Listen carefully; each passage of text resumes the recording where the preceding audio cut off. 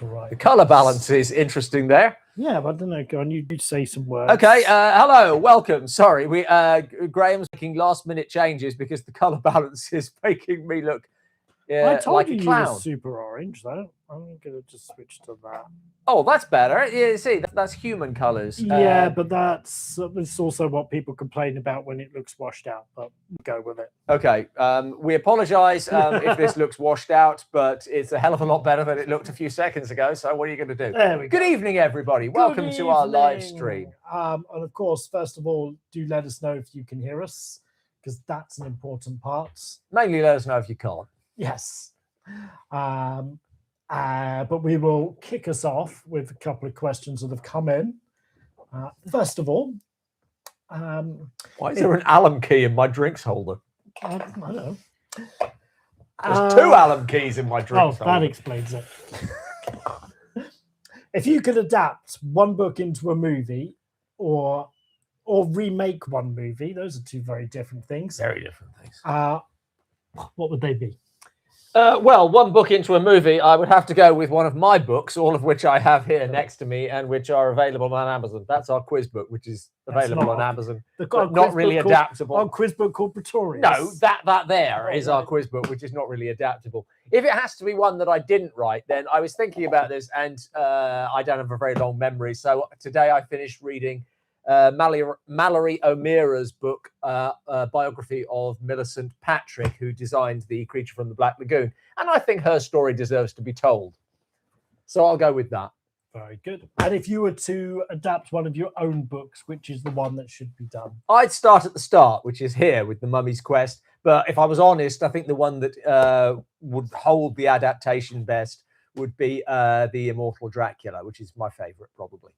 Although I do also like the Black Cat one. Now I don't know what to do with these. Yeah, you jumped into pimping the merchandise when there's the least number of people on the feed. It's not like I'm never going to mention them again. Okay. Next question. Have you seen The Bride? You have. I have. I have not. Would you like to tell us about it? I quite enjoyed it for the glorious mess that it was. It's not a perfect film. Glad it exists. Yeah, I don't know.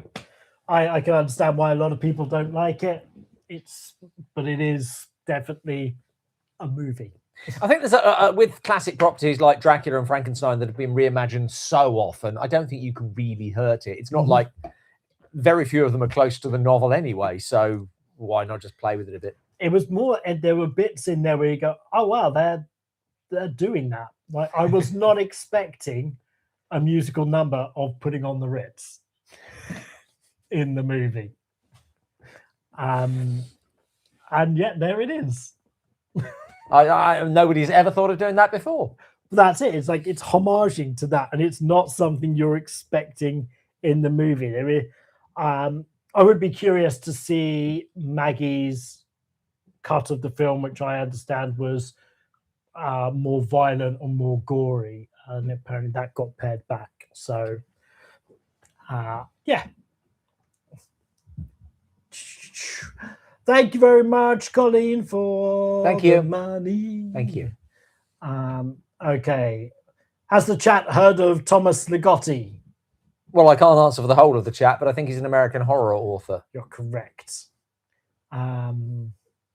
We should review Whisper in Darkness. I think we probably will. At the moment, we've got an absolute backlog for that side of our our release. People who don't know what that is. Oh, that's another H.P. Lovecraft film from the guys who did The Call of Cthulhu, which we liked. Yeah. Dropping in from Canada. So you've got your 50 Weeks of Sherlock Holmes series, which is yes, Patreon YouTube member exclusive. Would you be doing Matt's Viewer? Yeah, I don't know how to pronounce it either. Cool. It's on my list. I have a list of Sherlock Holmes films. We're doing, for those who don't realize, I do a series for our Patreon supporters and YouTube membership supporters every year. This year, I am looking at 50 different interpretations of Sherlock Holmes, and there are more than I can look at in a year. It's even though I mean, coming up, I've got one episode where I'm looking at I think 5 or 6 different interpretations, all short silent films. Right. But there's still more than I can actually do. So it's on the list. I may do it, but it's one that I think, as it stands, I think I have to pay to watch it. So maybe it's on the if list.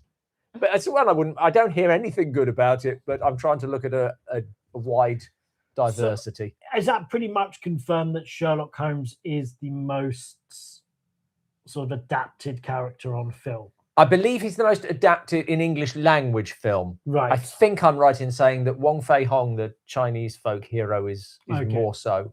Right. There are more films about him. Is there a crossover between the two of them? I've watched Sherlock Holmes in China.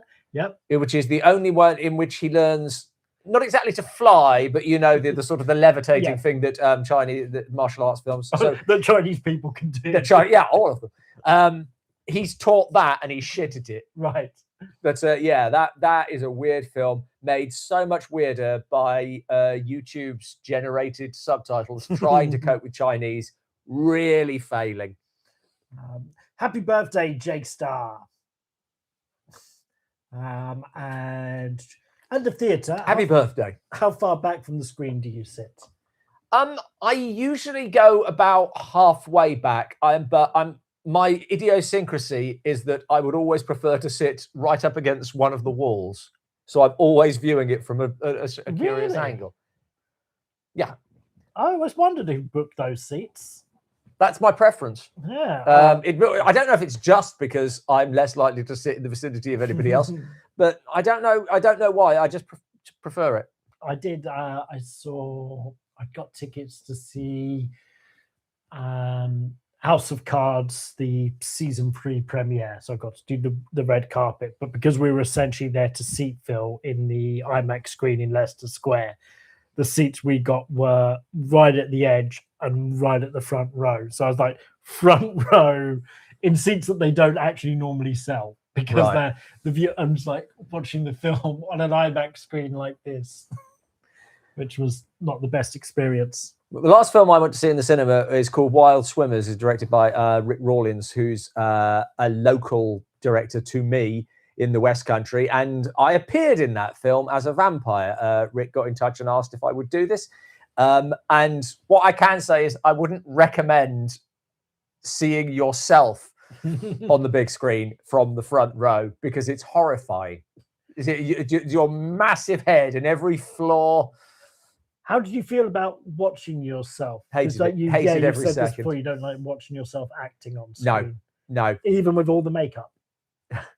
No, well, that's less bothersome than watching myself in the actual scenes and in talking and stuff, because then you just focus on, I'm saying that like a fucking robot. It's awful. I hate it.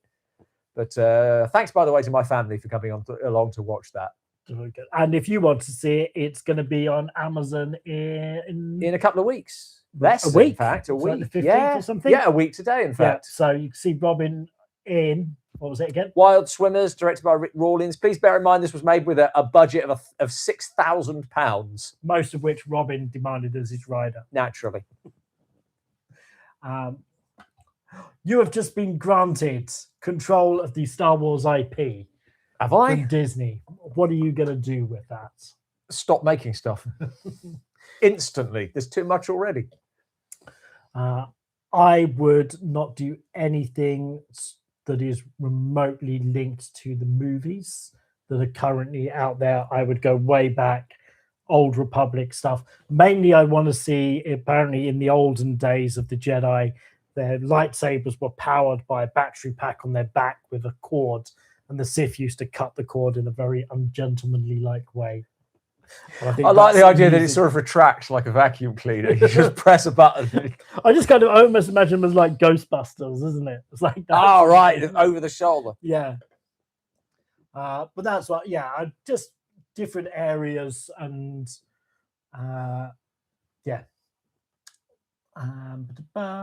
what's the lowest budget horror film you would call a classic? I think we were doing a bit of maths. We did a bit of maths. I thought Night of the Living Dead, which adjusted for inflation is more expensive than I thought it was. Yeah, so but still, it was about 115,000 to make it in 1968, and adjusted for inflation, that's about over $1 million now. So, yeah, I'm guessing probably a lot of that is film stock, because that's the. I was going to say, and Wild Swimmers was £6,000. Yes, and that's the expensive part of filmmaking, and why it's a big part of why it's got so much cheaper, and you can have all sorts of great films on Amazon. I think Texas Chainsaw Massacre is another pretty cheapy movie. I don't know what that was. Texas. We're pausing the live stream while Graham looks up the cost of Texas Chainsaw Massacre. And obviously, like, the cheapest is Blair Witch. Yeah, I mean, I suppose that's... There you go, yeah. 80,000 for Texas Chainsaw Massacre, so... Even cheaper. Coming in under and at a later date. So. Wow. So there's a couple of super low budgets. I don't think you could argue against either of those being classics. Should horror genuinely scare the pants off you, or should give you a sense of unease and discomfort?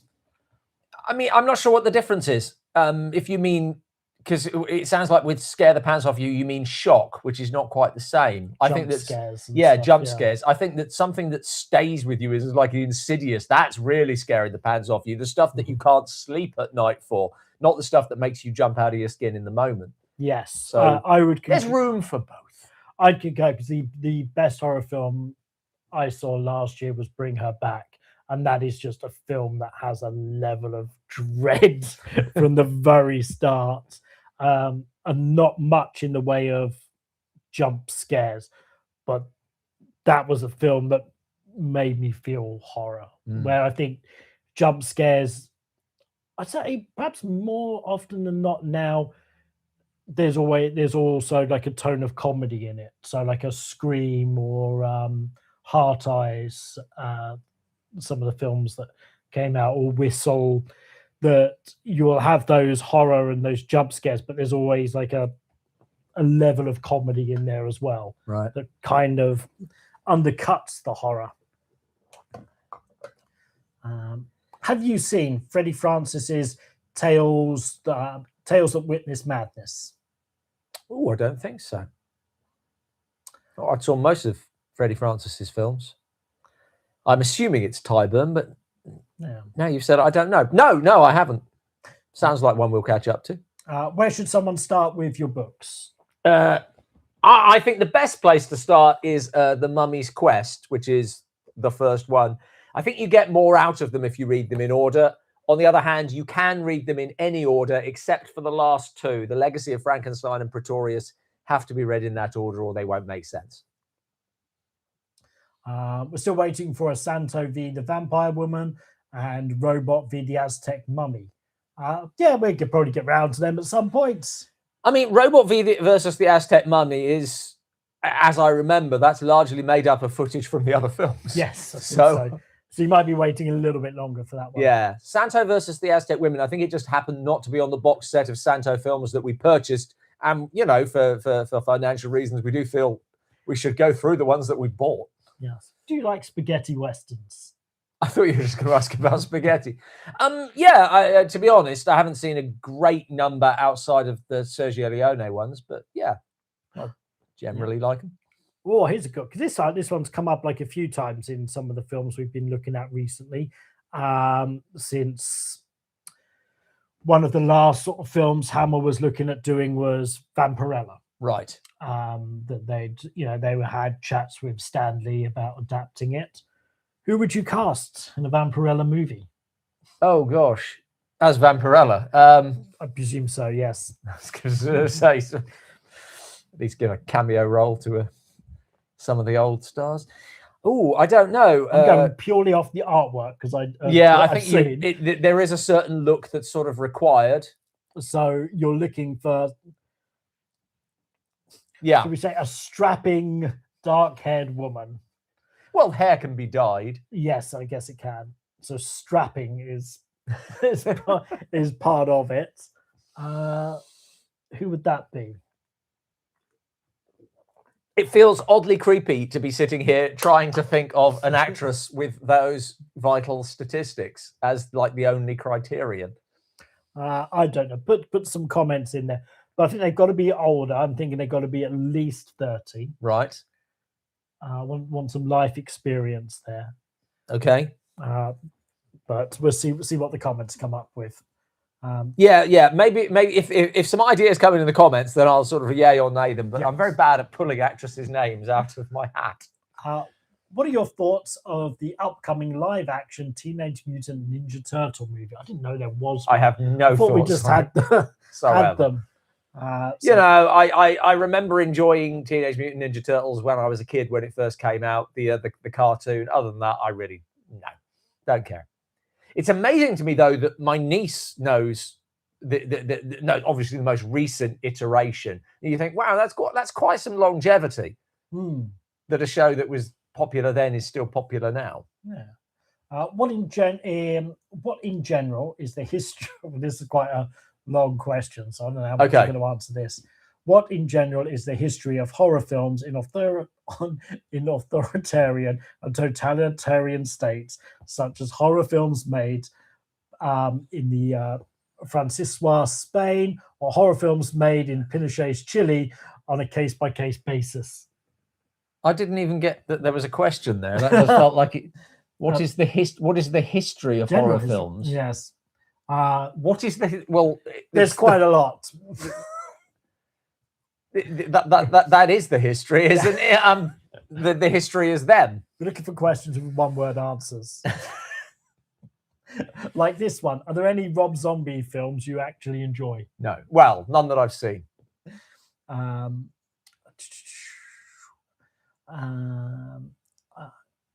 Okay. Talk amongst yourselves. Oh, sorry, that wasn't a question.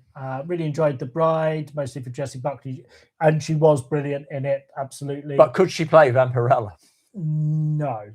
Throwing it was shade the on favorite Jessie movie Buckley. until They Will Kill You, which I enjoyed. They Will Kill You. I think I might have preferred The Bride more, just because of its out there-ness. Okay. And originality of doing Putting on the Ritz with Frankenstein. Right. I hadn't seen that. The originality of it. How do you feel about Brian Lumley? I have no feelings about Brian Lumley. Have you seen Circus of Fear with Christopher Lee from 1966? Yes, I have. Apparently, I don't want to elaborate. I have seen it. I'm almost certain. I'm struggling to remember it right now. Will we be doing a special on Night of the Hunter at any point? This comes. I don't think we'll be doing a special on it. I don't think. It feels like one we might do for streaming. I don't know about a special. It does have an interesting history, so maybe. Never say never. Okay. Reboot or original Piranha? Oh, original. Oh, I'm a remake. Really? The remake's good fun. The original's good fun. It's a way better film than it should be, which is also the case. That's also the case with Piranha. I like Piranha in the sense that it's a dry run for Gremlins.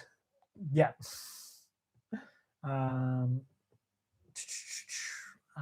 Any update on your next Dark Corners video? They come out every week. What more do you need? I'm assuming they're talking about a special. It has been. We did expect to have got one out before now. But it's written, it's shot, busy. And it's in the edit, and I've just got to find time to finish it. And it is a top 10 of Bela Lugosi's horror films. Yes, covering pretty much all of his horror films. Yes, of which there are a lot. So expect that in April.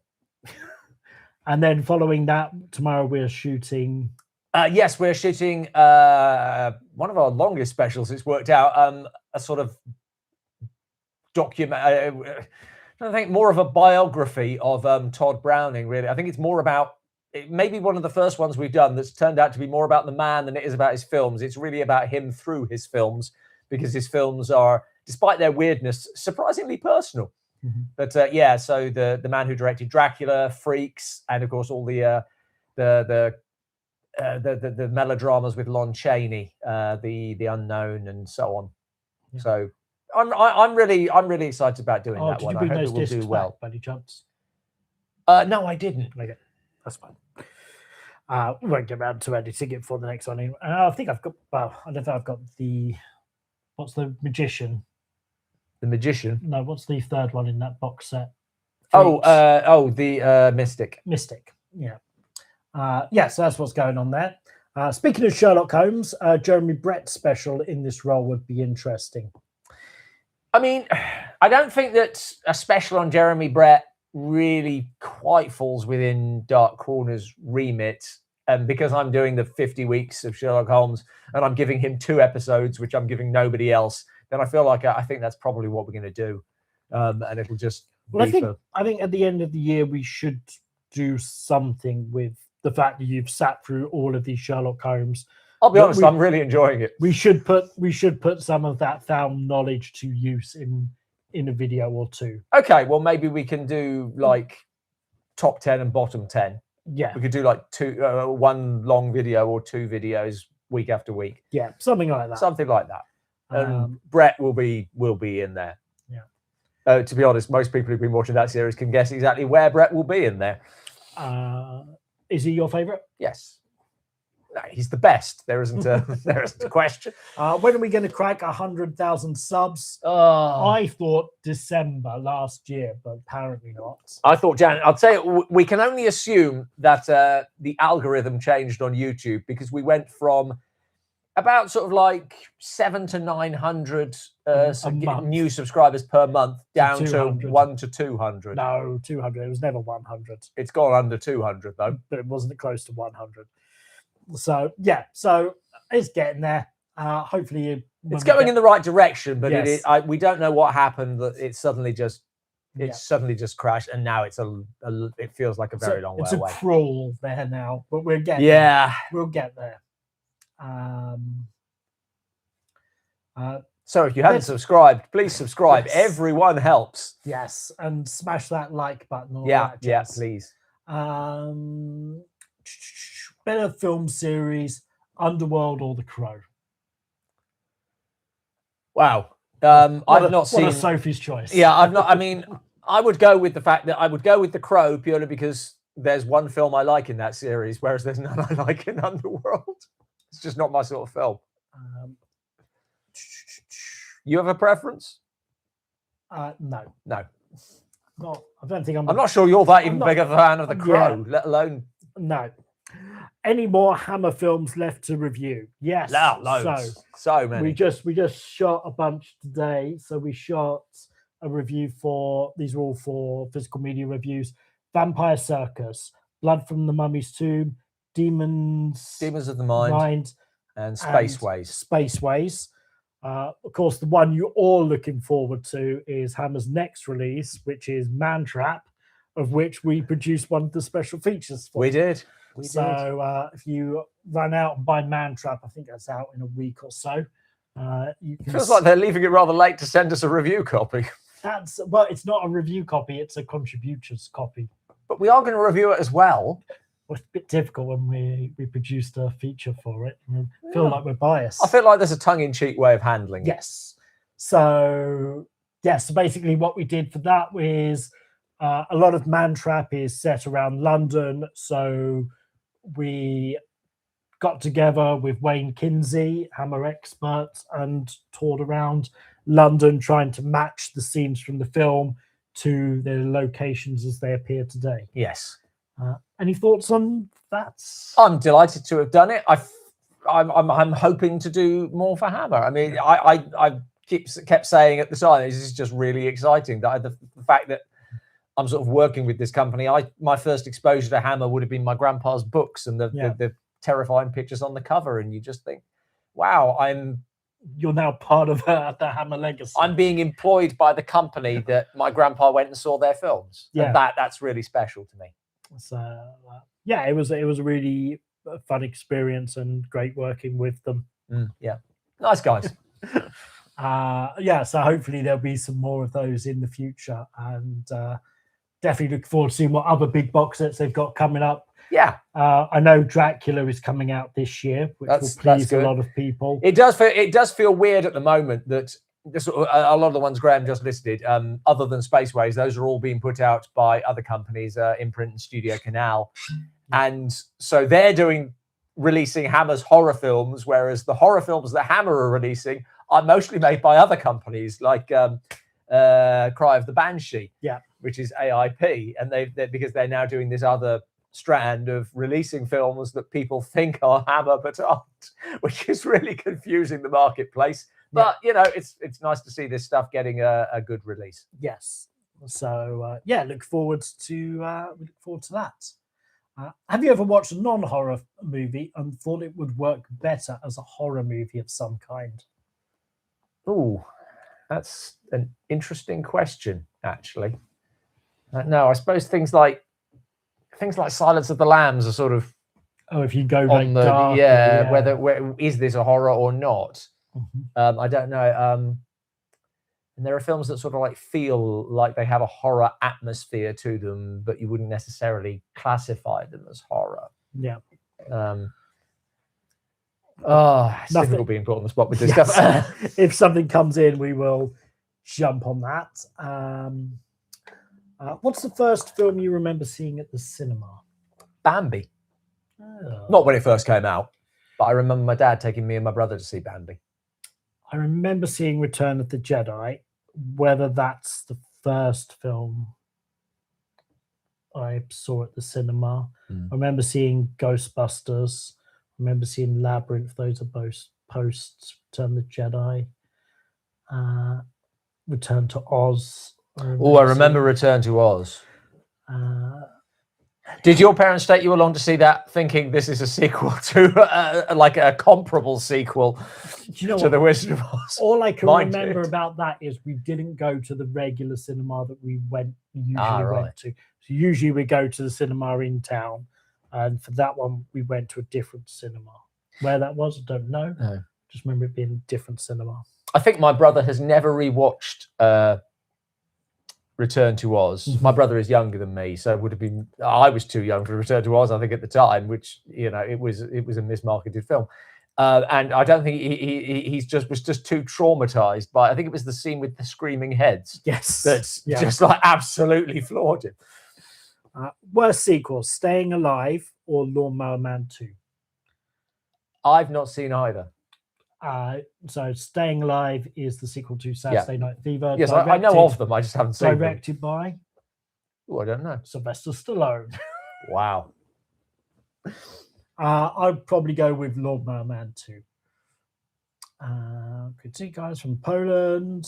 Have you seen Murders of the Rue Morgue with George C. Scott? Yes. Do you have any thoughts on it? I watched it for a Dark Corners review and decided it wasn't bad enough.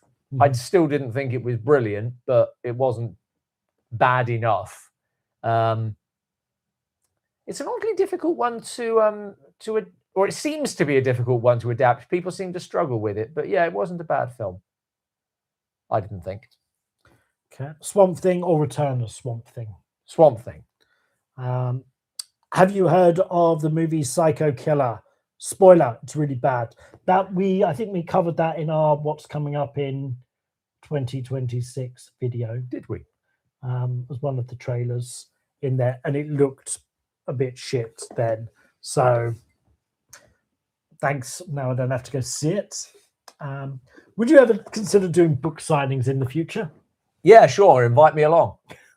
And of course, if you want a book signed. Yeah, you can get in touch. Leave a comment, Twitter, Facebook, any of that stuff. Yeah. And we can figure something out. Figure something out. Well, yeah, there's various ways. There are various, how much do you want to spend? There are different ways of doing it. If you let me know before you've bought a book, then that's the easiest way, because I've got some author copies. I can just send one off to you. If you already have a book, then obviously it will either have to be sent to me, or I can sign a sticker and send that to you. Sure. Thank you very much for the €10 donation from the name I cannot pronounce. We will certainly be having a couple of beers on you. Won't. So thank you very much. A cider for Robin. and because I scrolled down for that, I've lost my. We've lost our place. Graham has lost our place. Okay, it's all right. When am I putting down the bamboo flooring? That is a good question. Is it? Once I've done the kitchen, then I'll do the flooring.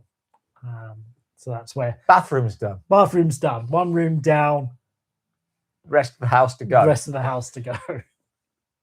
The science advisor is in the house. Hello. Who came to the rescue with one of the scripts that we were missing. Yes. The science advisor has served us well today. Not so much scientifically, but by running an errand for me because I was an idiot. Have you seen the Shining movie? The Shining TV movie. Oh, right. No. I remember watching it when it came out and it wasn't that good, but it was like, because Stephen King doesn't like the show. Yeah. And this was kind of his response to it. Fun fact, if you are a YouTube member, you can show your appreciation for the science advisor with a science advisor emoji. You have access to that. Bad Taste, another horror classic. Yes, yeah. I think that's fair.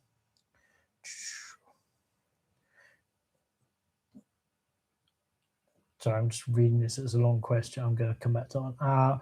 What's your favorite release you've covered during your Blu-ray review series? Ooh, that's a very good question. I think maybe Captain Kronos. Although, actually, now, I mean, I'd seen that before, and we'd done that review. The favorite one that I've discovered is the Yuri Norstein shorts, because I'd never heard of him, and I was just blown away by those. I found them, they were beautiful, and some of them are funny, and some of them are really moving, and the level of work that's gone into them is just extraordinary. I've never seen animation like it. Ah, very good. I'm trying to think for me what it would be. There's been some interesting ones. Like, I did enjoy Captain Kronos. I did find that the extras on it there were loads there and they got quite repetitive. Yeah. Kind of brought that down a little bit, but there was also some other really good stuff on there. I think it was the thing with the Captain Kronos was that was the first of the collector's editions, and when it came out, there was just like an overwhelming sense of, oh my god, they've done this right. Yes, that you've got this wealth of material, and are they going to be able to keep this up? And so far, although they're not always films of the quality of Captain Kronos, the extras have always been really exceptional. Yeah, we were talking just about. There's a lot of things about those releases, which is they've gone the extra mile. So one of the things they will do is they will do a sound mix, a 5-to-1 sound mix of all the films, but they will also keep the original track on there if you prefer to listen to it as it was originally recorded. And you were saying they have the film's score playing when in the photo gallery, which is usually just plays out in a complete silence for you. It's just that it doesn't make a huge difference, just a little touch that makes it more enjoyable to watch. So why not do it? And then the books that are coming with all the release, because we were just comparing it to the ones from Via Vision or even Deaf Crocodile. The Via Vision ones tend to heavily on the side of there's a lot of pictures. Just a lot of pictures and not a lot of extra content. And Deaf Crocodile tend to have like some nice essays in there.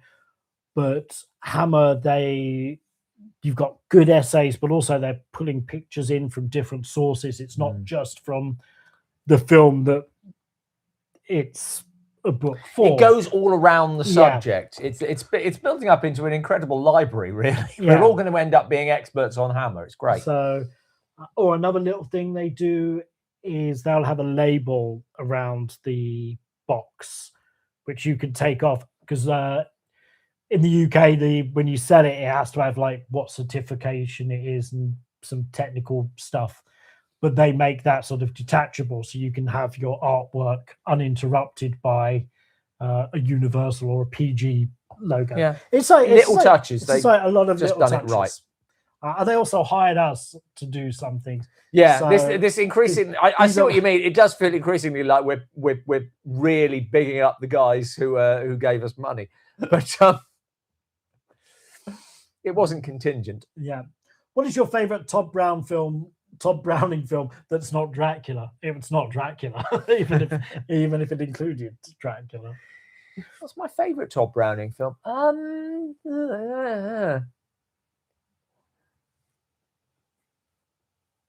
would probably go The Blackbird, I think.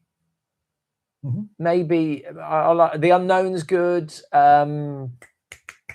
West of Zanzibar is good. Yeah, we're one of the Chaney ones, I think. Unknown's probably my favorite of those that we've covered. I thought you would say Freaks. I would say Freaks, but you're talking about the Chaney ones. I was talking about the Chaney. Yes, ones. I would go Freaks, but then The Unknown. Yeah, I really enjoyed. I think we should do when that comes out. Then maybe it would be nice to do a streaming one to coincide, and I'd like to do, if we've got the time, to be perfectly honest. But Devil Doll would be one. I think that gets forgotten. It's one of his last films. After people forget that he did make more films after Freaks, and Devil Doll is just fun. Mm-hmm. Have you seen The Exorcist and the extended director's cuts? No, I've seen The Exorcist. I haven't seen the extended director's. I think like the extended cut is now sort of like the one that sort of just gets pushed harder on releases. But it has the spider walk down the stairs. Yeah. And it's good to see it. I don't think it does anything to improve the film. When you hear Friedkin and Blatty talking about it, then Friedkin very much is saying it's in the wrong place. It's powerful, but this is where we should have had. And he wants to say, if we'd structured it like this, Blatty, yes, that's exactly right. That's where it should have gone. Mm-hmm. So it's not so much a case, as far as they were concerned, it's not that it detracts from the film. It's not that, but where it is at the moment is wrong structurally. Mm-hmm. But if they put it in this other place, and I can't remember where they wanted to put it, then both of them thought, that's what we should have done. So I don't know if this version has, if it does all of that stuff, but because I haven't seen it. But, I mean, it still must be in the same place, because I would think the end of that scene is her like licking somebody's ankle, right? As I recall. Okay. It's been a while since I saw it, so it's like it couldn't, because that it couldn't be elsewhere. Yeah, cool. I've not watched The Exorcist in a while. Maybe I will check it out. Caroline Munro would have been a perfect Vampirella back in the 70s. Yeah. That's a point nobody has come up with, unless we're way. We are way behind. No, we're getting to that now. Eva Green is another suggestion. Oh, okay, yeah. That seems a possibility. Oh, Gemma Arterton. I'm not sure her face. I'm not sure she's got quite an imperious enough face. But... Yeah, what she look with black hair? She has black hair. She did black hair? I think so. Maybe I've seen it with different color hairs. Maybe that's. Any film you're hoping comes out on Blu-ray one day? No, for you, like a better print of a film. Oh, well, we were talking today. We've got a review coming up of a James Whale box set, which there were some films that aren't on that I'd like to see. Particularly Remember Last Night, which I've only seen the lousy print that's on YouTube. It would be lovely to see a pristine version of that. No, nothing's coming to mind for me. Another low-budget film, The Deadly Spawn. Caroline Munro. Yeah, Caroline Munro would definitely have been the right person then. I figured that we were trying to cast it now. Are there any video nasties you feel exceeds their reputation? Exceed their reputation? I'm not sure what that means. Are better than... Yeah, that have a better reputation than they are. Or no, are better than the reputation they have. Right, okay. I mean, there's stuff like Evil Dead. But I think that reputation is right. Yes. I don't actually... I'm not quite sure if the question means that they are even more nasty than I see, video nasty, or if it means they are... they shouldn't have been video nasty. They're too good to be a video nasty, because there's a few of those. Yeah. There's also just a lot of shit. Yeah. But if there are and- some that are just like, and a lot of arbitrary, like, oh, this is a video nasty because it had the word cannibal in it, but there's Yeah. not necessarily anything very cannibalistic in it. So could go in different ways. What's your favorite William Castle film? ooh, probably House on Haunted Hill.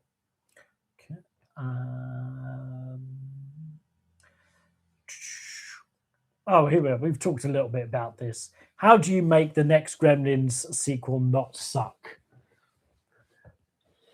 This is outside of just don't make it, isn't it? Yes. Well, we were talking about this today because there seems to be a lot of talk about it, and it was something that I was kind of looking forward to. And the more I hear, the less I want it. Yeah. Because we talked about what would be Red Letter Media have done a couple of videos on their version of what a Gremlin sequel might be, and one of them is Gremlins in the White House with Daniel Clamp as the president, and it all sounds very funny. And another one is a sort of a Wes Craven's New Nightmare, where Joe Dante is, you have a studio making one of these cash grab legacy sequels, and Joe Dante, sort of reveals that the Gremlins are actually real and they all take over the studio. And they're all things that sound funny when you listen to them, but whether or not they would make a worthwhile film, is another question. Okay, how about I'm just pitching my one. Yeah, go for it. A period Gremlins film set in China. Perfect. So you actually go back, not necessarily to their origins, but maybe to where Gremlins come from in the wild. So, okay. So you are aware of the TV series that covers a lot of this stuff? No. There is obviously not. There is not. Oh, okay. There's a little bit about them in the wild, but there is a cartoon series that was only a couple of years ago. Oh, right. Okay. Kind of fun to watch it and sort of see the origins of Gremlins. Okay, well, I'm gonna. If it's been done, then I'll retract. I'm sticking with period Gremlins, and I'll just do like almost a remake of the first one, but it's like a gift for a Victorian family. That's yeah. There you go. Yeah, period Gremlins movie, or set it in a nunnery. Yes. Yeah, I'm down with this. That's how you properly make an original Gremlins movie. I think we're doing exactly what Red Letter Media does, which is basically there's these ideas that seem so good when everybody's had a drink and you're just amongst friends, and then the following morning you think, yeah, but would it really add anything? Would it really be all that good? This is where we've talked about certain horror films. They like you stick them in a period setting and they work better. Yes. Well, Gremlins isn't something you've had in a period setting. So no. I think Gremlins in a period setting is the only way. Is I think that my struggle is what's the ideal period setting for them. It's true. I don't want Wild West. No. Part of me thinks it's funnier when it's a little bit erudite, so Victorian sort of works. Yeah. On the other hand, if you were to go like super period, as it were, set it in caveman times, then they're more on a sort of even footing. Yes. It would be essentially not a silent film exactly, but just grunting, and it would all be inferred. I'd like that. Yeah. Or medieval Gremlins at the court of Henry VIII. Yeah. Offing his much talked about seventh wife. And I think we're all in agreement that they've still got to be puppets. Oh yeah, that goes without saying. If I see a CGI Gremlin, I'm done. Oh, the other thing is, I also think Gremlins would work really well as a stage musical. Let's write that. Let's write that here now. I think that would totally work. Songs from Gremlins. Obviously, Bright Light is the main one. Would you consider a special on the short-lived career of Mike Raven? No. We've already covered. We've covered one of his. We've covered half his filmography. There's almost nothing funnier than watching him open a door by magic. What's the best, most realistic portrayal of mental illness in a psychological horror film that neither stigmatizes mental illness nor endorses mental illness while making it scary? Jesus, Do you feel? I don't feel qualified to answer that. I don't know. Yeah, I feel that I've seen some, and actually, but yeah, trying to sort of grab what that is. Yeah.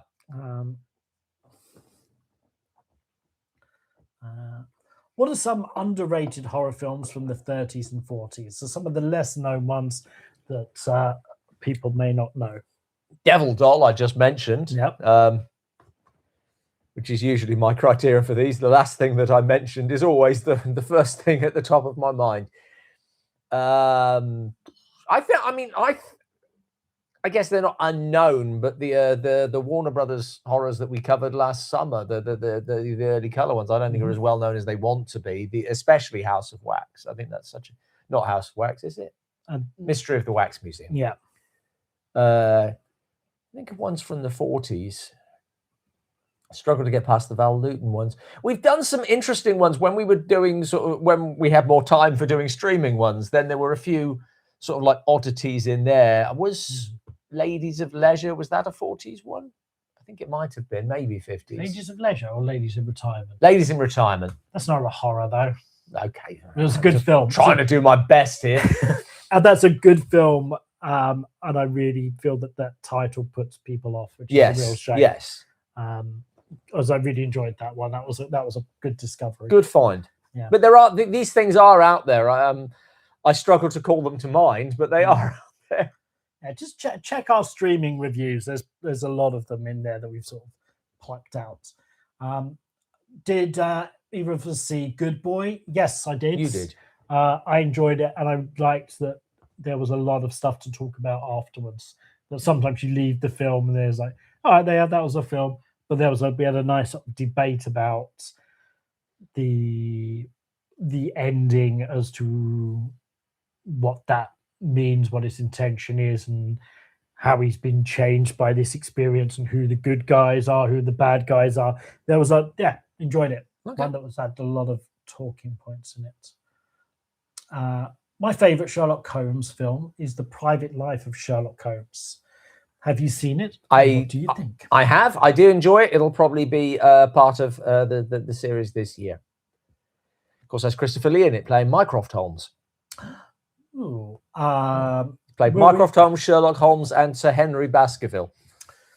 Will we be doing a special on George A. Romero at some point? Probably. I would think. Will you be going to the Ray Harryhausen exhibition in Hampshire in September?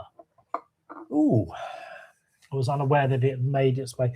I didn't know there was. I'm in Hampshire until in August. That's annoying. Which is not the same month. But I mean, my thinking was I do know someone who lives in that area, although I suspect that that's not exactly where the exhibition is going to be. But to be honest, it's not a long train jet. Sorry, I'm just thinking out loud. Yeah. I hadn't been aware that it was going to be that close to me. Maybe. Yeah. Hammer Dinosaur special has to be done. I think that's a good call. Now there's one that's just not so widely available. I can't remember which one it is. When Dinosaurs Ruled the Earth, you just don't find, so we'd have to spend some money. That's fine. Which we do. The truth is, I don't know how much you'd actually say about them. Right. They're not heavy on plot.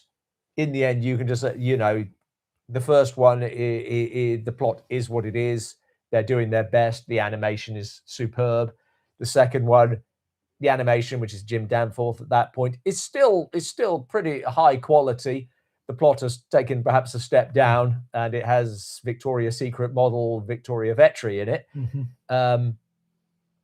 And then the last one dispenses with the dinosaurs. I guess you could include, was it Slave Women or something like that. Yeah. You can include that one as well. But dinosaurs are not really a part of it. The sort of the prehistoric ones, I suppose. Yeah. I'm not sure there's enough to make a special, because I don't think there's a great deal to say about the films. You wait until Hammer does like the giant. Oh yeah, they'll find They'll something. find Yeah, something. that's the other problem with us doing specials about Hammer. They keep they've got more access than we've got. They're doing a better job, Yeah. as they should.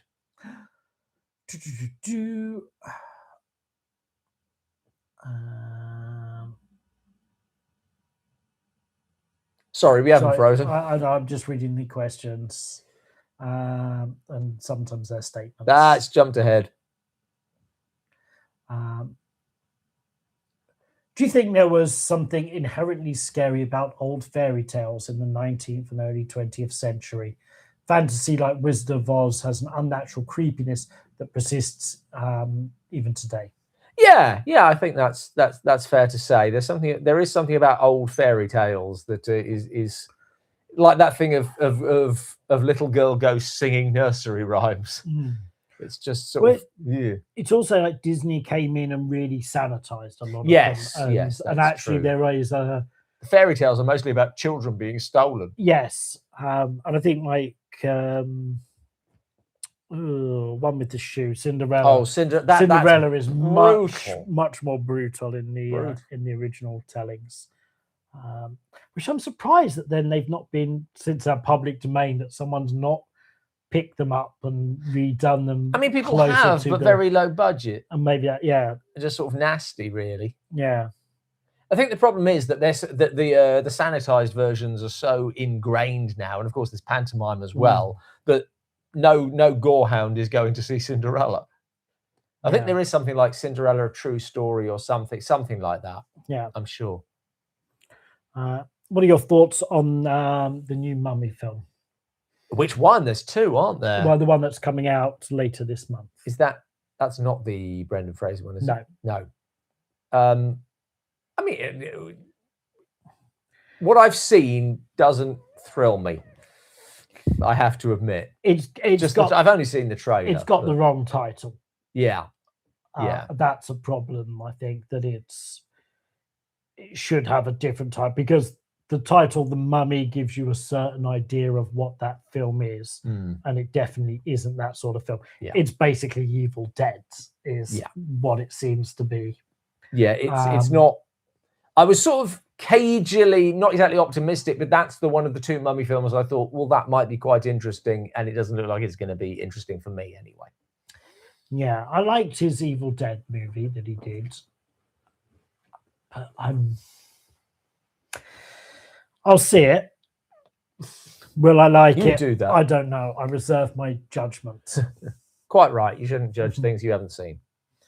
But I don't fancy it. Would you ever do a top 10 stop motion monster films that aren't Ray Harryhausen or Willis O'Brien? That's it. That's a very long title. It seems unnecessarily crippling of ourselves. I mean, to be honest, I think you'd be better off saying, rather than doing the films, you just, with our top 10s, which are only nominally top 10s anyway, you can just say, okay, here's the rule. We only include one for each animator or studio or whatever. So that way you can include Ray Harryhausen and Willis O'Brien, but you still have room for Jim Danforth and Phil Tippett and so on. So maybe we do something like that at some point. Yeah.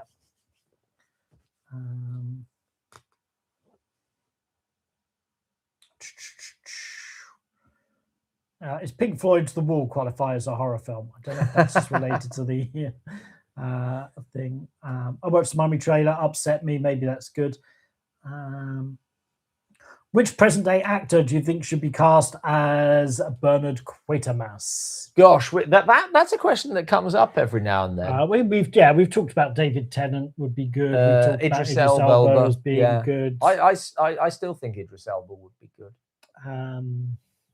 Yeah, I'll tell you what shocked me. I think I might have been looking when I was looking at the extras for Blood from the Mummy's Tomb, because of course it's Andrew Keir again, and he's like 42 there.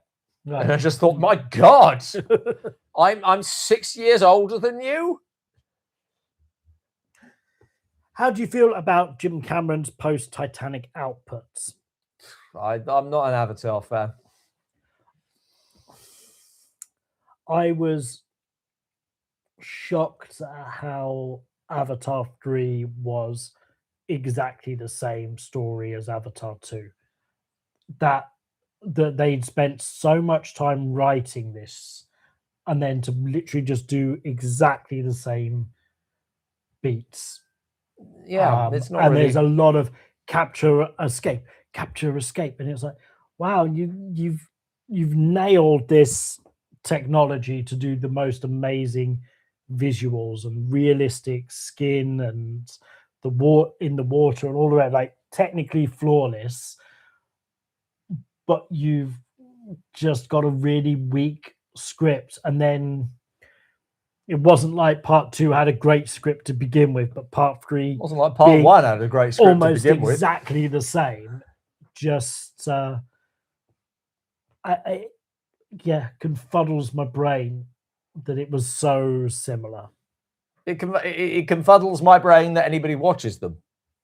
So so that's the too focused on the technology, not on the storytelling. I've heard from the grapevine that Def Crocodile is releasing the Silent Golem trilogy. Any chance we'd expect you guys to reach out and collaborate on an extra for this? I mean, if they asked us, yeah, I don't know quite how they do that. One of them's lost, I guess, but they found something, didn't they? They found the first one, right? The second one is still lost. Okay, so they can't really release the trilogy. So, I mean, if we could put a suggestion in their direction. Yes.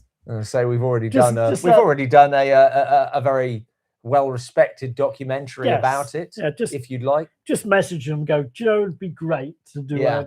What do you want to do on that commentary track? Could you do I mean, or we could. I mean, the fact is, we haven't really covered the first Golem because when we did our special, not very much of it existed. Now, quite a lot of it exists.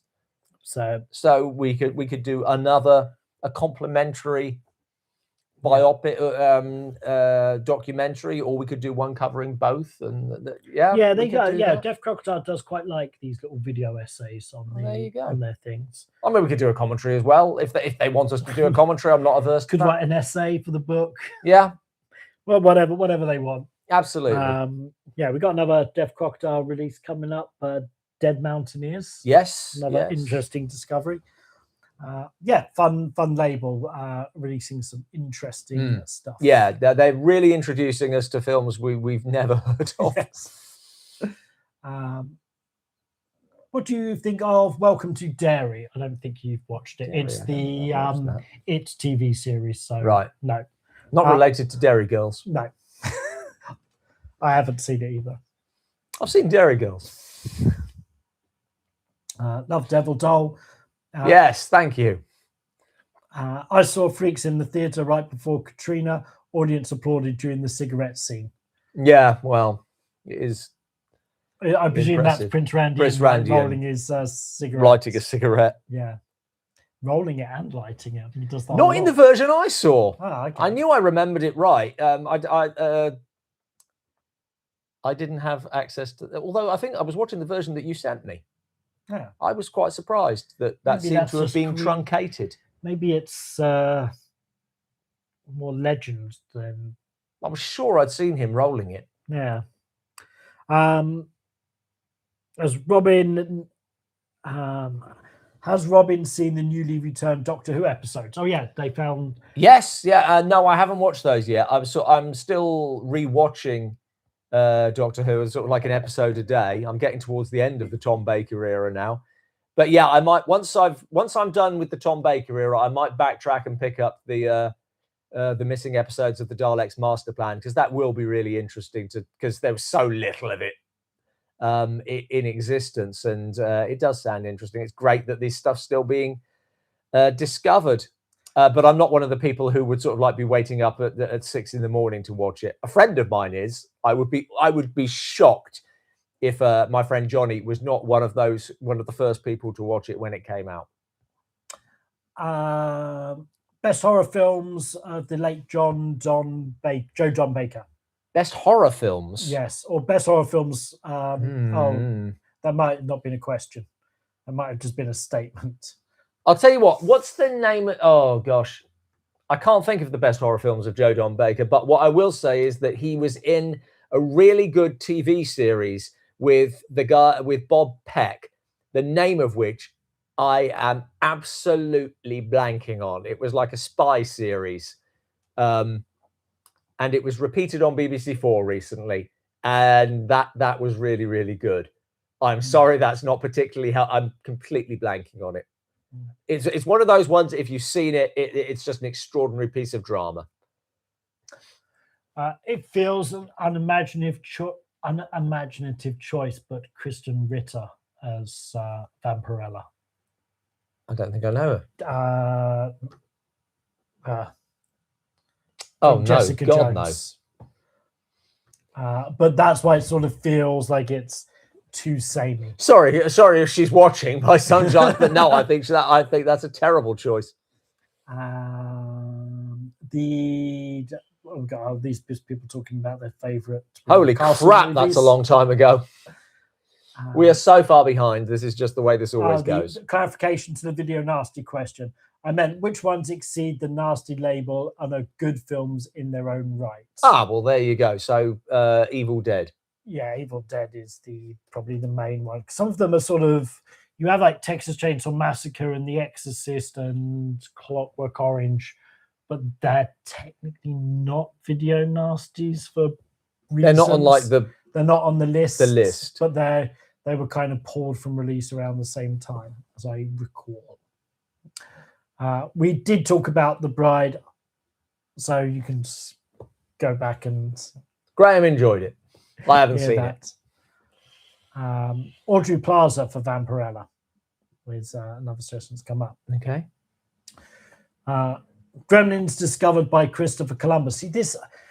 So Christopher Columbus wrote Gremlins originally, but it's very much Joe Dante's. Are they not talking movie. about Christopher Columbus? Oh yes, could be both ways. Yeah. Is that maybe it's an in-joke? That's an in-joke. An in-joke. But I mean, Christopher Columbus went to the wrong continent to discover gremlins, assuming they come from China, which is what you kind of assume, I think. Yeah, but I understand that Christopher Columbus is writing the new Gremlins movie, and I don't think he's the right person to do it, even though he did create it. What about? Wasn't it the origin of Gremlins that they were blamed for the malfunctions of World War II planes? Gremlins in World War II. Oh, actually, I'm not quite seeing that. Feels like there's already too much shit going on. What's your favorite film you've reviewed as a bad movie review? Oh, in what way? That we got like the most enjoyment out of. I don't. I mean, we've been doing this for 16 years. Come on, cut me some slack. We've been doing it for 16 years. We're coming up to 750 bad movie reviews, something like that. That's what it feels like. Can you name them? Yeah, everyone. Starting at the start. We'll go with what we're doing in this next batch. So of the 7 that we're filming tomorrow, which one have you enjoyed the most? Which one the one I've enjoyed doing the review of most is Karate Rock, because I get to be Mr. Miyagi.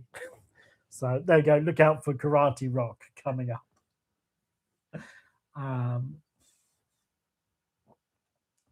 Let's see.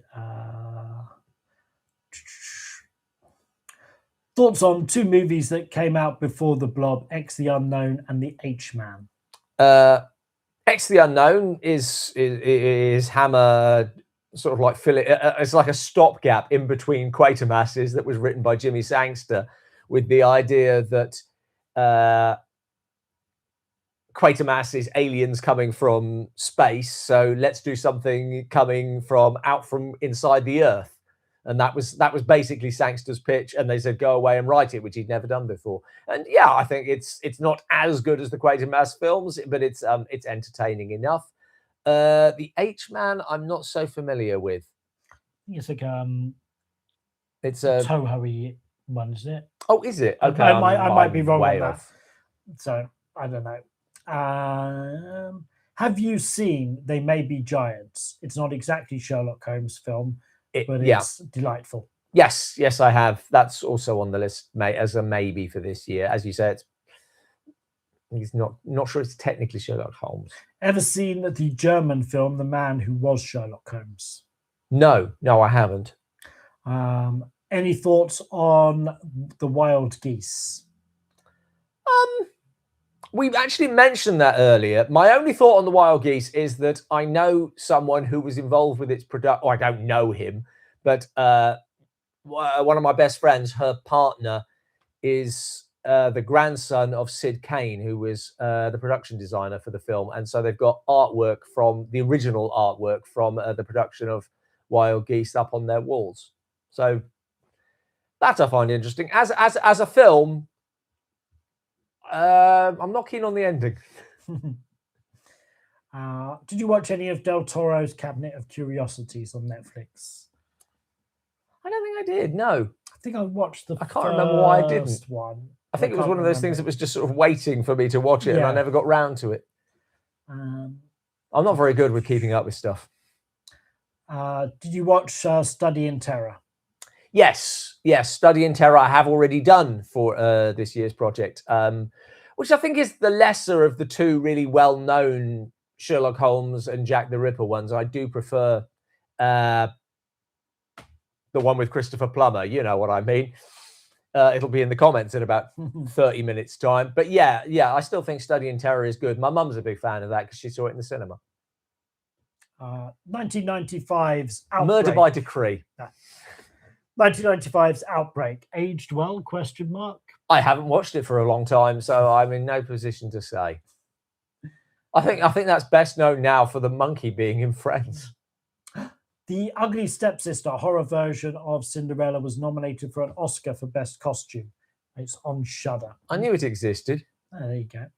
And it's one of the nastiest scenes concerning parasites ever, apparently. Sand Sharks or Raging Sharks? I have not seen either. And to be honest, I'm probably never gonna.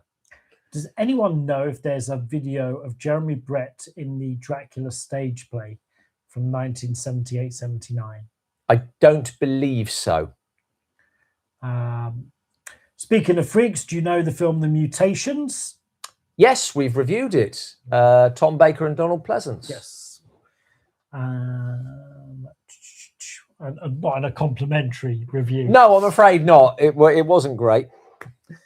But Doctor Who and Dr. Loomis. That's. Do you have Hearts of Darkness making of Jason Goes to Hell on physical media? No. I had a different Hearts of Darkness in my head, but when that sentence started. Do you know? Have you seen the infamous Black Devil Doll and Tales from the Quad? Dead Zone might be Tales from the Quad. Dead Zone might be a cert for a bad movies episode. There might be some missing punctuation in this. Yeah, but I got the gist of that. The gist of it. But the answer is still no, I haven't seen them. Something about Edge of Darkness, but I don't know why. That's the film. Thank you. That is the drama I was trying to think of with Joe Don Baker and Bob Peck. Edge of Darkness. It's not like a continuing series. It's a mini series. It's really, really good. Fantastic piece of drama. Really unsettling. What sci-fi or horror films would you most like to see have a good restoration, physical release with commentary and special features? Oh, sci-fi and horror. So I'll tell you what, I've been doing writing the special on Todd Browning, and it did surprise me that that there's no really comprehensive packages for the films he made with Chaney. I mean, it's not just that there's not a box set of all of them, which feels like a no-brainer. They must surely all still be owned by the same company. There's no good restorations with like the extras that these things deserve, which I think, given the influence of Browning and the continued popularity of Chaney, is kind of crazy. I think I know your answer to this question. What are your thoughts on bringing actors back like Vincent Price via AI? Absolutely not, under any circumstances. Donald Pleasance, a good actor in many bad movies or a bad actor in a few good movies? I'll tell you what, I mean, you sometimes think, oh, well, yeah, he was in Halloween and he's good in that, but there's an awful lot of shit as well. And there is, but he's a working actor. I think that the film that really made me think, no, you know what, he is a good actor, is the Australian one. Wake in Fright. Wake in Fright. Yeah. He's fantastic in that. He is terrifying and he is not Donald Pleasance. I guess one of the things, in terms of like films we'd like to see restored, it's one that we heard that they don't have, which is A Million Years BC. The Harryhausen one? Yes. That they don't have the original elements to go back and actually produce a better copy than what's already out there. They're buried in some archive and they can't find it if it exists in an archive.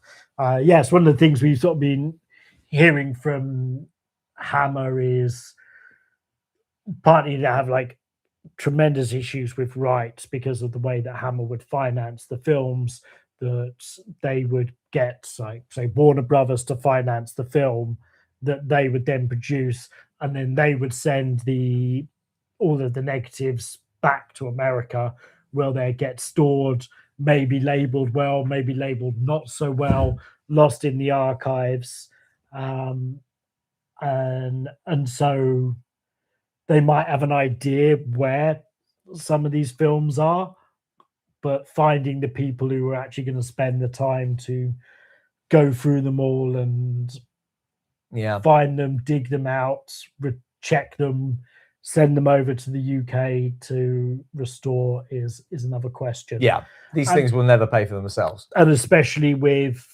the sort of Warner Brothers merger with, which now looks to be Paramount and Skydance, that so much of this stuff is all up in flux. Yeah. And where they decide to cut costs may be with the people who work in the archives. So yeah, there's an awful lot that a lot of issues there where it's like you'd like to be able to get some films restored and those negatives may be somewhere, but you can't find them. My favorite story of that is the Lon Chaney film The Unknown, which was in a film can marked unknown, so people just ignored it. Yeah. For years. Yeah.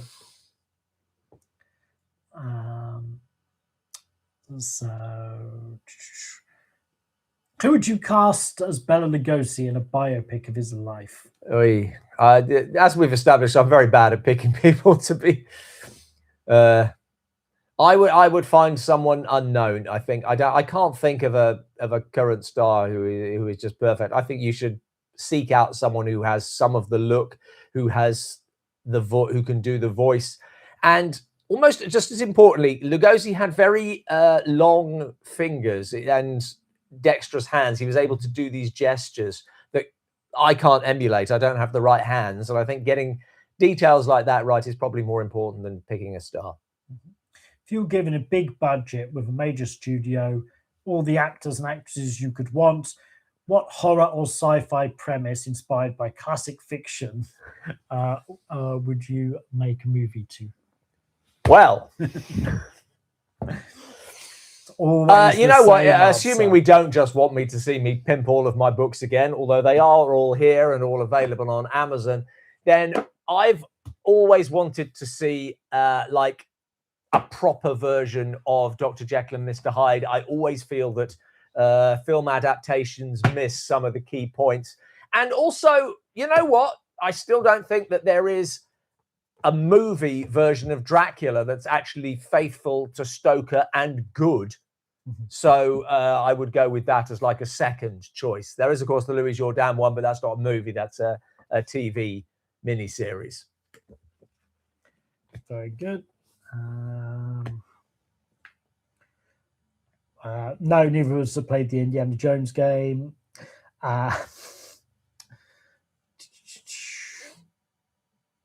What first edition copy of a book would you most like to own? Whichever's worth the most. No, I don't know. Dracula. What the hell? Complete works of Shakespeare. That would be worth having. But I suppose the question is, which one would you keep rather than selling? Which one is worth the most to you that you would keep it rather than selling it? Yeah. How do you store your DVDs and Blu-ray films? On shelves, but getting more and more in piles everywhere because I'm running out of shelves to put stuff on. And I think there's a whoa. There's a lot of stuff that I don't really watch anymore. That's just on DVD that I kind of want to shift onto a hard drive and then just put the DVDs away. Because I always worry that hard drives are quietly rotting while I ignore them. But the truth is, it's not like I watch any of the things I've got. But also, I have plucked out a couple of DVDs that have suffered from disc rot. Yeah, it does happen. I was going to go see Terminator 2 with my girlfriend, but she'd not watched Terminator. So I go, that's all right, let me get the disc out. Just rotted. Yeah, that was annoying. Yeah. One time when it would have been happily there for decades. Yeah, exactly. It's a stupid thing. Sometimes there's films on TV, you think, oh, I'll watch that. And I've got it on DVD. I wouldn't have watched it ever. Is Picture of Dorian Gray a horror story? I think so. I don't see why it wouldn't be. That would be another one that would be in. I was going to say it was a version not that long ago, but it was quite a long while ago now, and I think they didn't do a great job. Do you like jump scares or do you find them annoying? Yeah, I don't think it's that simple a question. If there's no reason for it, if you don't use it right. So the jump scares, there's a couple of jump scares in Jaws that I think are really well judged. But if it's just for its own sake, then yeah, it's really more about how you use this stuff. Yeah. Like almost everything.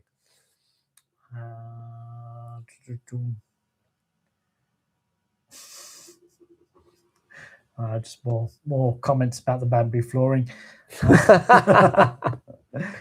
Did Iron Eagle actually need 2 additional sequels?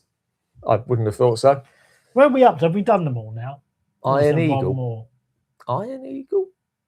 Oh, Fighting Eagle? Yeah, those ones. The Atoll ones. Yeah. Is that what we're talking about? Because that's not Iron Eagle. Oh, what's Iron Eagle? Isn't it a war film? Don't know. Additional sequels, parts 3 and 4. Well, there isn't a 4th. So Atoll. Oh no, there is a 4th Atoll film. Who knows? If we were talking about Atoll, then no. I mean, it barely needed the first one. What horror books would you recommend for new beginners? Well, God.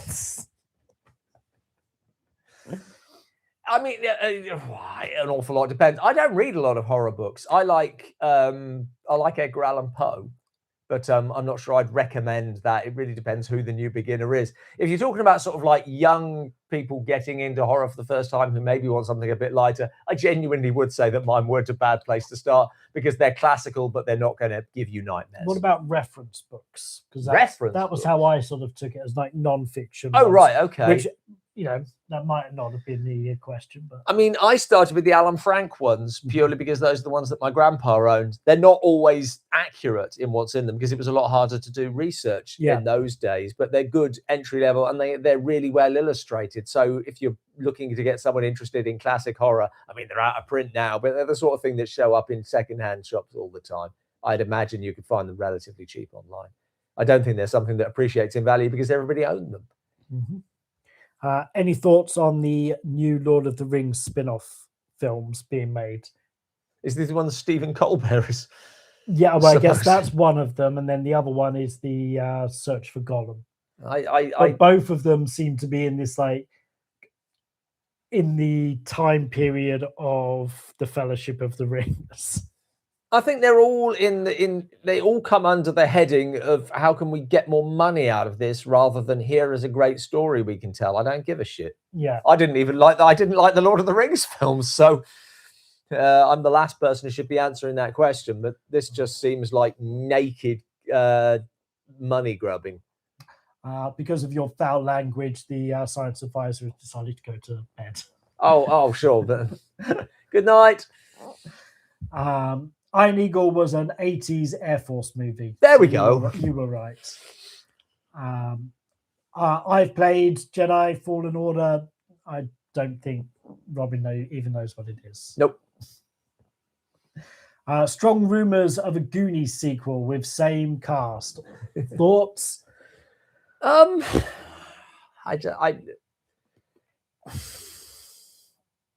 It's hard to see anything good coming out of it.